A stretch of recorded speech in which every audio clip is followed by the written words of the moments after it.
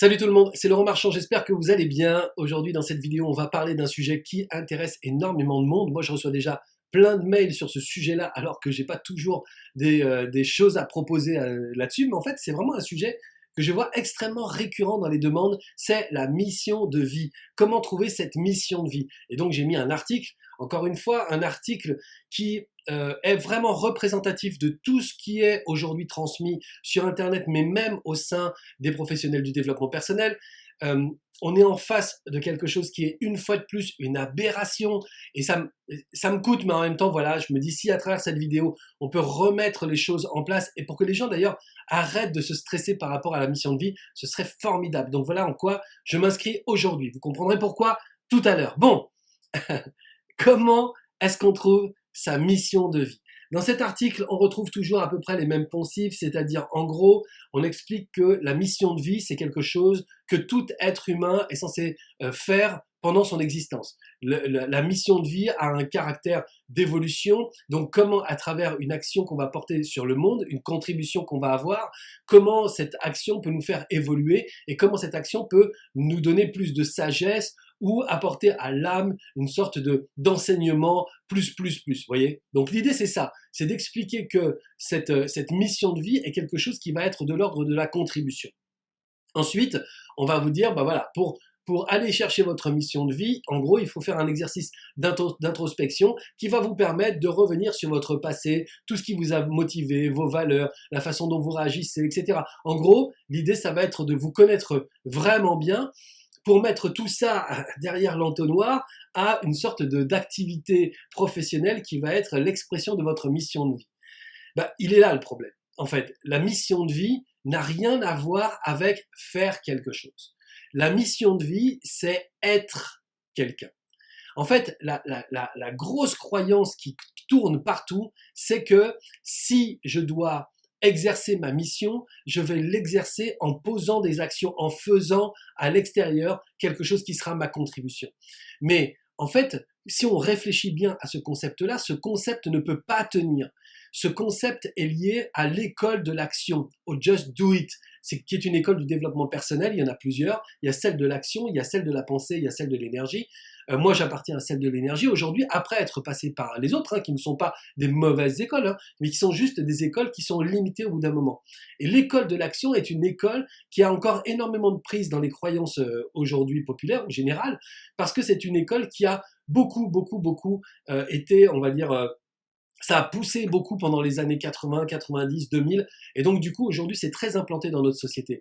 Mais l'école de l'action est une école qui est vraiment très limitée, beaucoup plus que l'école de la pensée qui est quand même déjà un petit peu plus ouverte, qui est l'école de la psychanalyse, etc., qui a déjà 100 ans, et donc qui a déjà permis de nous apprendre énormément de choses. De là est arrivé le coaching, ou en tout cas l'accompagnement personnel, et donc dans cet accompagnement, en fait, on a des bases de la psychologie. Donc ça, c'est l'école de la pensée. Puis après, il y a l'école de l'énergie à laquelle moi j'appartiens, qui travaille justement plus en profondeur à partir de soi et qui on est. C'est quel est le mouvement auquel on appartient? Quel est le mouvement, un mouvement physique, physiologique presque, mais énergétique auquel on appartient? On est quel mouvement? C'est pas un mouvement social, c'est quel mouvement intérieur de nous va vraiment motiver l'intégralité de nos actions, nos pensées, etc. Et en fait, c'est intéressant de regarder comme l'action a une limite, parce que si ma mission de vie, c'est faire quelque chose, et que je me rends compte qu'en fait, ma mission de vie, c'est faire, par exemple, un métier pour lequel il est trop tard pour moi pour avoir un diplôme, et ben comment je fais? Comment je fais? Je me dis, je suis passé absolument à côté de ma mission de vie, alors qu'en fait, cette mission, on peut la démarrer à 78 ans. On peut la démarrer dans les 5 derniers jours de notre vie à 112 ans ou 114 ans. La mission de vie n'est pas quelque chose qui est lié à l'école de l'action. Ça n'est pas lié à un métier. C'est lié à la personne que nous sommes. Donc, lorsque on parle de mission de vie, et si vous êtes en train de chercher votre mission de vie, ne vous intéressez pas à comment ça va être fait. Intéressez-vous à qu'est-ce qui va être produit à partir de vous. Qui vous êtes en tant qu'être humain dans la communauté des humains. Qui vous êtes en tant qu'être humain sur cette planète, c'est-à-dire au milieu de la faune et de la flore. Qui vous êtes en tant qu'être humain au milieu de cet espace, c'est-à-dire le cosmos, l'univers sur cette planète. Qui vous êtes. Et surtout, Qu'est-ce que vous avez vraiment envie d'exprimer? Alors là, l'exercice d'introspection, il est nécessaire aussi, mais vous n'allez pas chercher ce que vous avez fait, vous allez chercher qui vous êtes ou comment à chaque fois vous vous êtes indigné pour les mêmes choses, parce que à l'intérieur de vous, et il ne s'agit pas forcément de vos valeurs, à l'intérieur de vous, il y a quelque chose qui s'exprime, qui va pas être schématisé par une valeur, qui s'exprime, et cette chose-là, elle est plus importante que tout. Lorsque vous avez trouvé ça, ce qui n'est pas absolument compliqué, hein, l'idée c'est une introspection extrêmement simple, c'est que de toute façon, moi, ma valeur depuis que je suis tout petit, c'est ça. Alors, qu'est-ce que ça va être? Bah, je vais voir dans l'histoire de ma vie, qu'est-ce qui chaque fois m'a fait bondir. Certaines personnes vont bondir chaque fois qu'il va être question de couper la liberté à quelqu'un. D'autres personnes vont bondir chaque fois qu'on va couper la justice. D'autres personnes vont bondir à chaque fois qu'on va couper l'information, qu'on va couper l'information de quelqu'un. Ça, par exemple, c'est plus mon truc. C'est-à-dire que dès lors que j'ai compris qu'en fait certains avaient accès à l'information et d'autres n'avaient pas accès à l'information, ça me rendait dingue. Et donc, du coup, c'est à l'intérieur de moi, je suis dans ce mouvement-là. Je suis dans ce mouvement où l'information doit être divulguée le plus largement possible à des gens qui n'ont pas forcément accès. L'information, c'est l'enseignement, c'est la culture, c'est tout ce qui va permettre à quelqu'un de grandir. Et donc, bah voilà, moi, mon truc, c'est ça.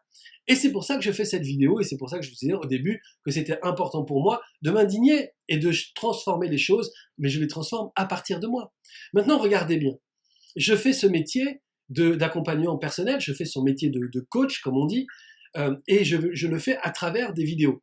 Mais je pourrais aussi très bien amener l'information ou démocratiser l'information ou rendre disponible l'information en faisant autre chose. Je pourrais être enseignant dans une école, je pourrais être professeur, je pourrais être journaliste, je pourrais faire plein de choses. L'important, ce n'est pas quel métier je veux faire, mais à quel mouvement j'appartiens. Les métiers dans ma vie, j'en ai fait plein, et tous les métiers que j'ai faits, ou quasi tous les métiers que j'ai faits sont liés au fait justement de faire circuler l'information. J'ai été scénariste, je suis toujours d'ailleurs, j'ai fait de la production de courts-métrages, j'ai travaillé beaucoup dans le spectacle, j'ai fait du cirque, Pourquoi? Parce que le spectacle, c'est une façon, depuis la scène, d'apporter quelque chose à plein de gens. Alors quand je travaille à la télévision, c'est encore plus de gens que quand je suis sur scène. Et quand je travaille au cinéma, c'est encore d'autres gens que ceux de la télévision. Donc l'idée, c'est vraiment de se dire, à partir de moi, qui veut transmettre l'information, qui veut transmettre une information qui n'est pas encore accessible à certaines personnes qui sont devant leur télévision parce que simplement ils n'ont pas eu encore d'opportunité pour avoir accès à cette information, qui va leur dire qu'ils sont capables, qu'ils ont du talent, qu'ils sont beaux, que peu importe, c'est ça que j'ai envie de transmettre, ou que les choses sont faciles, que sont beaucoup plus fluides que ce qu'ils imaginent. Dès que je vais pouvoir transmettre ça, eh ben, ça va être un bonheur. Donc, à travers la télévision, par exemple, eh ben, j'écrivais des choses qui permettaient aux gens d'obtenir ces informations-là. Et je peux le faire en faisant autre chose. Je peux le faire même en vendant des fringues dans un magasin. Parce que, évidemment, quand les gens vont venir, parce que je suis moi, ce qui va m'intéresser, ça va être de les renseigner sur la qualité des vêtements que je vends. Ça va être de les renseigner sur les tendances. Ça va être en fait, leur donner un accès à l'information qu'ils n'avaient peut-être pas jusqu'ici. Et après, je suis pas sûr, ça se trouve, les gens, ils ont tout à fait l'information, ça se trouve, les gens, ils sont même beaucoup plus informés que moi, mais en fait, peu importe, je suis pas là pour dire que je le fais mieux, je suis là pour dire que je le fais. Et c'est tout, et c'est ça qui me lève tous les matins. C'est ça qui fait que ce matin, je me suis dit, génial, je vais passer une matinée à faire des vidéos dans lesquelles je vais transmettre des informations, parce que c'est ça mon truc. Ok? Donc c'est très intéressant de se poser la question de savoir, qu'est-ce qui est mon truc, en fait? Qu'est-ce que j'ai envie de transmettre dans ma vie? Qu'est-ce qui me fait bondir?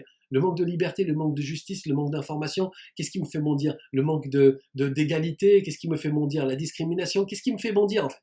Et en fait, quand je vois ce qui me fait réagir, mais pas quelque chose qui m'indigne et qui me met dans la colère, quelque chose qui m'indigne et qui me met dans le mouvement, ça c'est vraiment ma mission. Je me sens mal avec ça, je me sens mal avec cette personne qui prend de haut une autre personne, je me sens mal avec ça, je me dis, mais là, j'ai envie de faire quelque chose. J'ai pas envie de lutter. J'ai pas envie de casser la gueule à quelqu'un.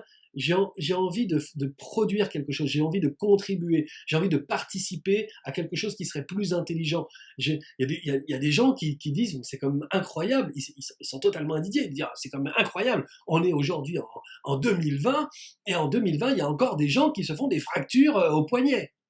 Alors moi, personnellement, ça m'indigne pas. Mais ces gens-là, ils vont dire, ouais, et donc ils vont réfléchir, ils vont dessiner à quelque chose qui serait des attelles pour certains métiers qui vont permettre justement de faciliter le mouvement du poignet sans qu'il se fasse mal. Et il y a d'autres personnes qui vont travailler sur d'autres choses qui vont faire que ça va faciliter la vie des gens dans d'autres domaines. C'est ces indignations-là qui font que, en fait, on comprend quel mouvement est à l'intérieur de nous et comment ce mouvement, eh ben, ça a l'air quand même, le truc a l'air quand même assez, comment dire, fluide, simple, c'est facile à comprendre. C'est-à-dire que ce mouvement-là, forcément, il va me mettre dans une démarche.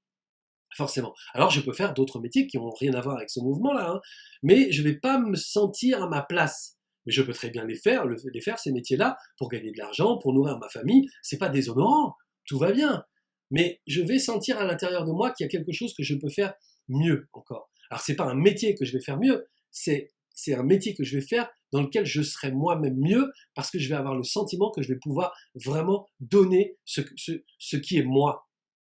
Eh bien ça, c'est ma mission de vie. Donc arrêtez de penser que cette mission, c'est faire quelque chose, et commencez à comprendre que cette mission, c'est être quelqu'un. Et aller chercher ce mouvement à l'intérieur de vous, qui est ce mouvement qui est toujours un peu basé sur des indignations, parce qu'évidemment, on n'est pas toujours dans un parcours très fluide, et en fait, ces obstacles qui sont ceux de l'extérieur, qui sont les gens qui nous montrent des choses, qui nous indignent, et bien cette indignation, c'est comme une sorte d'apprentissage pour voir justement à quel endroit on bute et comment à partir de cet endroit-là, on peut vraiment proposer quelque chose. L'indignation pour casser pour brûler des voitures et dire je suis pas d'accord, c'est pas de l'indignation, c'est pas de l'indignation, c'est de la violence. Mais l'indignation pour dire ok, je vois comment c'est construit aujourd'hui et visiblement le monde a besoin de moi pour que j'apporte ma pierre à l'édifice. Allez, comment je vais pouvoir le faire? Il y a certaines personnes, c'est le bien-être, c'est la santé, c'est la vitalité. Alors, comment je vais pouvoir le faire? Alors, certains vont vendre des produits bien-être, des produits régénérants, des produits pour la peau, pour le corps. D'autres personnes vont faire du massage, vont faire ceci. D'autres personnes vont réaligner dans des cours de yoga, de méditation. D'autres personnes vont prendre des gens et les emmener parcourir je sais pas, par exemple, monter une montagne, faire le chemin de Compostelle ou faire d'autres choses pour qu'ils aillent chercher à l'intérieur d'eux des choses qui vont faire qu'après, ils se sentiront bien. En fait, peu importe, il y a 10 000 façons de faire les choses à partir du moment où on a trouvé qu'est-ce qu'on a envie de proposer au monde et comment cette envie-là prend sa place de toute façon naturelle, c'est-à-dire que si on est indigné, ça veut bien dire qu'il faut quelqu'un pour transformer les choses. Bien cette personne, c'est peut-être vous, c'est peut-être moi, c'est peut-être n'importe qui. Donc si vous vous sentez concerné par une proposition que vous pouvez faire à l'humanité pour la transformer dans un sens qui va l'élever, c'est votre mission. Et dans ces cas-là, vous allez voir que ça va commencer à trotter dans votre tête et que petit à petit, ça va transformer l'énergie que vous avez. Et en fait, à chaque fois que vous allez vous indigner, vous allez proposer quelque chose. Et petit à petit, vous allez voir qu'il y a des métiers à travers lesquels ce sera plus facile de le faire. Moi, c'est plus facile de le faire en tant que coach avec des vidéos que de le faire dans un magasin vendant des fringues. Mais de toute façon, je le ferai. Ok?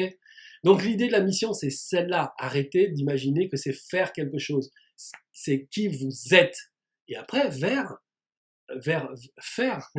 va s'adapter à qui vous êtes. Et peu importe le métier, de toute façon, si vous êtes à votre place et que vous donnez ce que vous avez vraiment à donner, moi je peux être chirurgien, je peux être vendeur de fringues, je peux aller nettoyer les chiottes, peu importe, on s'en fout, je serai toujours cette personne qui voudra transmettre les informations.